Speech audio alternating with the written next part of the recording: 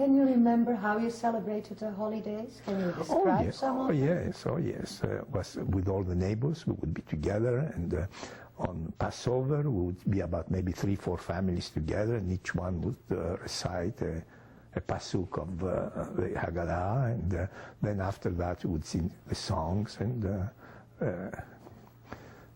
on Rosh Hashanah we would go, everybody, we would have dinner at home. After we go to the synagogue early, and in the evening we would be together. And I still keep this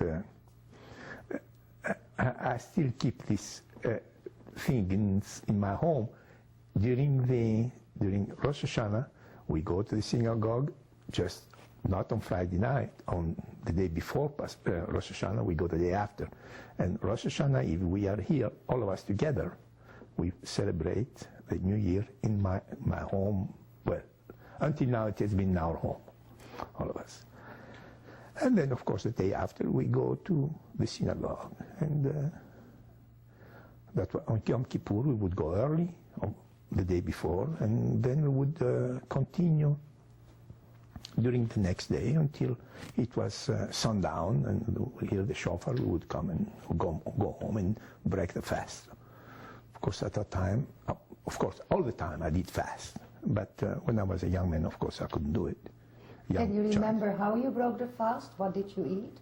Yes, I do remember my mother. We would go to, first of all, we would stop at a pastry shop, and we would buy these meringues.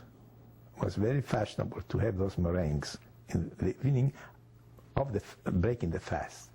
And then we would go home. The first thing I would take will be some preserve, whether it was going to be apricot or peach preserve, because that's the only things we had over there. And then for the good New Year. And then we would eat a little bit, we'd drink a little orange juice, if we had it. Of course, sometimes we didn't have it. And then we had these sweets that we would buy, and then we'd break the fast, eat the regular meal. Most of the time we couldn't eat. I was sick because I was too young, and I couldn't keep this long. I keep fasting. I couldn't stay this long fasting. I would get sick after. I know I did, lots of times. And during the Seder, was the Seder held at your house?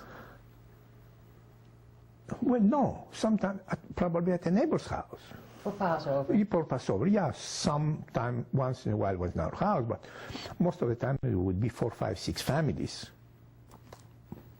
Or 3 families, at least 3 families, and we would have the Seder all in their house or in our house. And not only the evening of the Seder, the next day too, we would get together, 3 or 4 families. And I remember even Sukkah, they would build a Sukkah, and we would hang a few things. They would keep a candelabra and watermelon. Usually we would keep it under the bedroom, under the bed. We would keep a candelabra and a watermelon in order to have it during Sukkah, I think. Did you help build the Sukkah? A little bit, yeah. I would have. Was not the others, older people, because my father was not alive, my mother couldn't do it, so older people would do that, and we were young kids at the time, so. What did your sukkah look like? It was beautiful. I think it was just like this room, and we would put bed sheets all around it, white bed sheets, and on the ceiling, and they would hang fruits and